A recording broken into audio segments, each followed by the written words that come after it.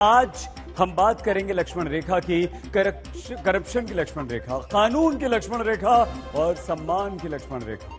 3 कहानियां हैं। पहली कहानी भ्रष्टाचार की लक्ष्मण रेखा तोड़ने वाली आईएएस ऑफिसर की, जिसे बीजेपी राज में बड़े पद मिले, जिसे यूपीए राज में बड़ी कुर्सी मिली और इसी दम पर बहुत कम उम्र में आईएएस बनने वाली पूजा सिंघल ने क्या करप्शन का भी रिकॉर्ड बना दिया, जिनसे जुड़े 19 करोड़ का कैश बरामद हुआ। तो आज गिरफ्तारी भी पूजा की हो गई। पैसा तो इतना पकड़ा था ईडी के अधिकारियों ने कि उन नोटों की गड्डी से चाहते तो पूरा इन्फोर्समेंट डायरेक्टरेट लिख सकते थे, लेकिन भ्रष्टाचार के नोटों की गड्डियों से लिखा सिर्फ ईडी। 19 करोड़ से ज्यादा किसी रकम से करप्शन के कनेक्शन में आईएएस पूजा सिंघल को रांची में लंबे दौर की पूछताछ के बाद ईडी ने गिरफ्तार कर लिया। आईएएस पूजा सिंघल की अभी गिरफ्तारी और करप्शन की गोंद से चिपके हुए ये नोट इस सवाल को जन्म देते हैं कि जिस देश में करोड़ों लोगों के भूखा सोने की कहानियां हैं, वहां घूसखोरी के नोटों को कैसे बड़े अधिकारी हजम कर लेते हैं। 19 करोड़ कैश समेत 150 करोड़ के करप्शन की आरोपी पूजा सिंघल कौन है?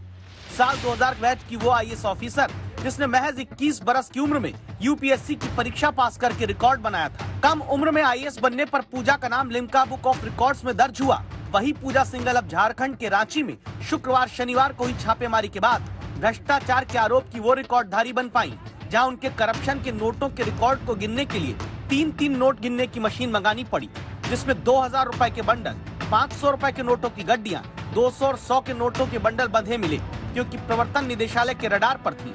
झारखंड की खनन और उद्योग सचिव पूजा सिंघल, उनके पति अभिषेक झा और सीए सुमन कुमार 2 दिन तक नोट गिने गए। तब पता चला कि ये रकम 19 करोड़ रुपए है, जिसमें 17 करोड़ रुपए तो सीधे सीए के घर से मिले, बाकी दूसरे ठिकाने से। 10 दिन का रिमांड मांगा गया था, लेकिन 5 दिन का रिमांड मिला है, यानी रिमांड जो है वो 12 को खत्म हो जाएगा, यानी आने वाले गुरुवार को।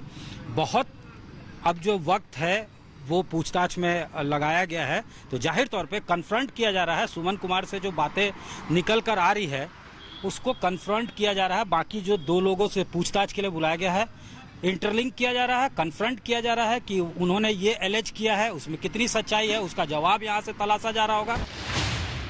करप्शन के नोट गिनने की यह ताकत आईएएस जैसे बड़े अधिकारी तभी पा सकते हैं जब संरक्षण ऊपर से हो। इस आशंका की वजह समझने के लिए भ्रष्टाचार की जड़ तक पहुँचते हैं। ये पूरा मामला 2007 से 2010 के बीच का है।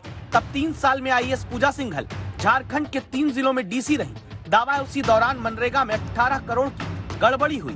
तत्कालीन सीएम अर्जुन मुंडा ने जांच के आदेश भी दिए थे।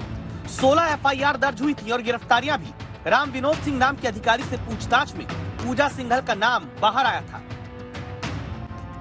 सवाल यह है कि बीजेपी की सरकार रहते जो कृषि सचिव बनती है, 3 जिलों की सबसे बड़ी अधिकारी बनती है, जिनके ऊपर भ्रष्टाचार के आरोप पहले ही लग जाते हैं, वही पूजा सिंघल फिर हेमंत सोरेन सरकार में कैसे खनन और उद्योग सचिव बन जाती है।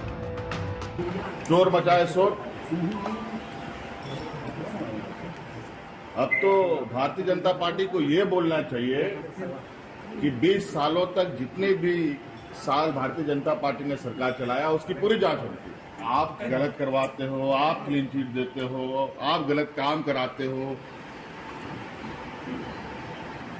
हमारे समय में हुआ होता तब बात कही जाती। जिस तरह के अवैध खनन पट्टे माननीय मुख्यमंत्री जी को, उनके भाई को, उनके जो प्रेस सलाहकार हैं उनको, उनके जो विधायक प्रतिनिधि हैं उनको, उनके और भी रिश्तेदारों को या दलालों को, चमचों को जिस तरह से रबड़ी की तरह बांटा था, उसमें इस तरह का होना रेट जो है वो स्वाभाविक था। और करप्शन के कई एक केसेस के बारे में जानकारी मुझे लगता है कि एजेंसीज को लगातार आ रही थी।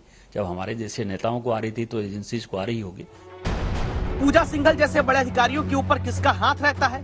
जब तक कानून के हाथ वहाँ नहीं पहुँचेंगे, ऐसे ही अधिकारियों के ठिकाने नोट उगलते रहेंगे, मशीनें आती रहेंगी, करप्शन की खान खुलती रहेगी। सत्यजीत कुमार, रांची आज तक।